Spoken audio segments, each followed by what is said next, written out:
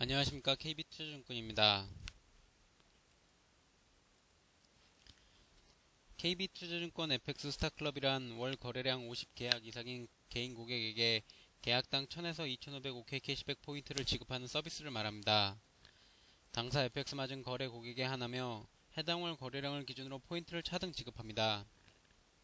적립된 OK 캐시백 포인트의 가용 포인트가 5000점 이상이 되면 전국 OK 캐시백 가맹점에서 현금처럼 이용이 가능하며 포인트가 5만점 이상일 경우 현금 교환도 가능합니다.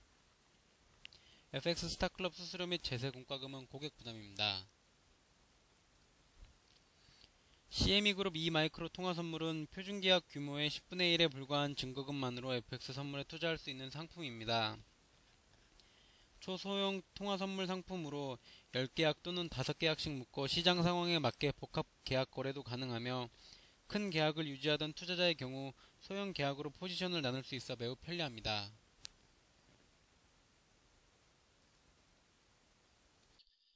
안녕하십니까. KB투자증권 2월 29일 FX 마진 마켓 브리핑을 시작하겠습니다. 먼저 유럽 소식입니다. 금요일 한국시각 19시 25분 유럽중앙은행의 저금리 3년 장기 대출 입찰 결과가 발표가 됐습니다. 지난 12월 입찰 결과인 4,500억 유로에 비해서 다소 늘어난 5,300억 유로의 규모가 입찰이 됐습니다.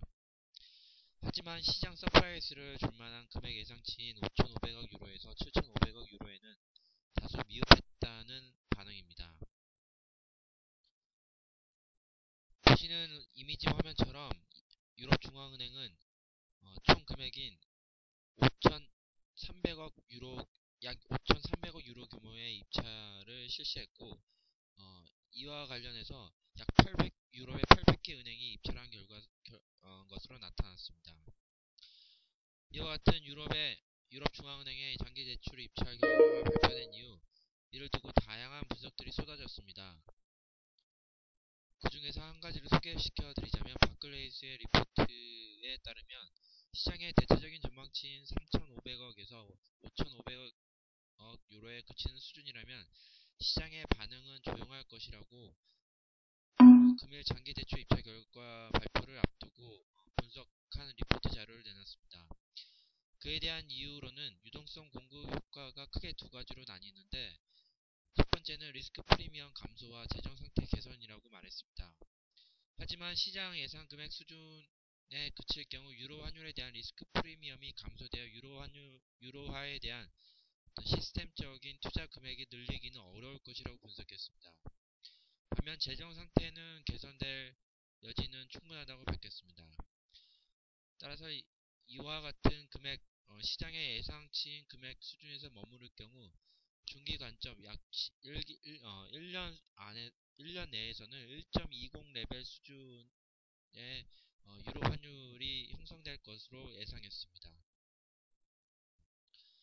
금일 발표된 결과 이후 20의 드라기 총재는 현재는 심각한 신용 경색 국면에 있기 때문에 이와 같은 자금 지원이 이루어진 것이라면서 한편 유럽의 주요 관계자는 이와 같은 드라기 총재의 연설 이후 초대형 자금 지원이 이번이 마지막일 것이며 은행들이 ECB의 지원에 대해서 지나치게 의존하고 그 책임이 유로존 국가들에 떠안겨지는 것에 대해서 ECB 차원에서 심각하게 우려하고 있는 상황이라고 밝혔습니다.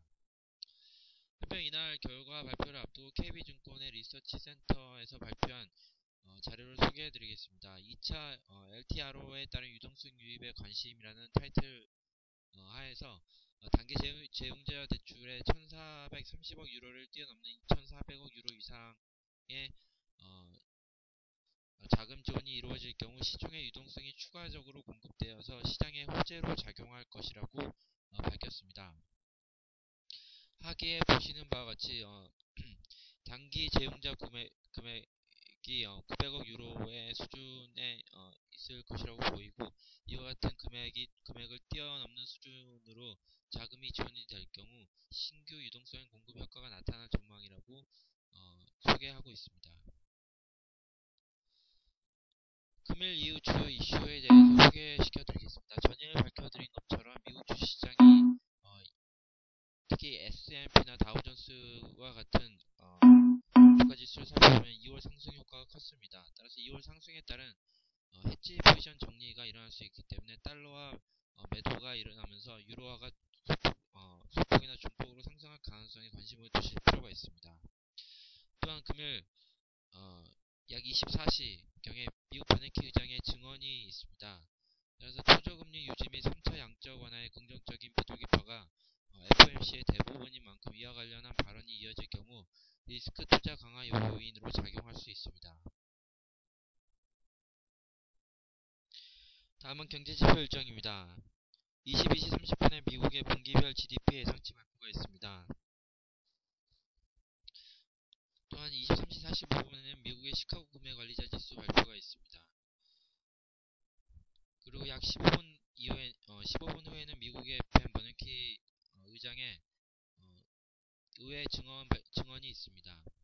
이 세 가지 지표에 대해서 오늘 관심을 두실 필요가 있고, 특히 시카고 구매자 관리 지수는 최근에 ISM 제조업 지수 발표가 최근 연이어 상승세를 나타낸 데다가 실업률 감소와 함께 주택 지수가 상승폭을 이루고 있기 때문에 미국의 경기가 회복되고 있다는 것에 대해서 재차 인식을 심어줄 수 있는 지표 중에 하나라고 할 수 있습니다.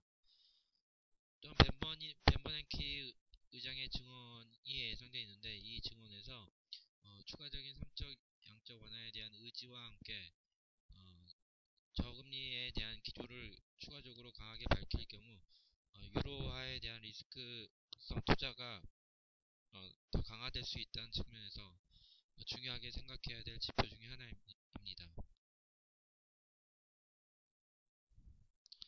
이상으로 FX 마지 마켓 브리핑을 마치겠습니다. 감사합니다.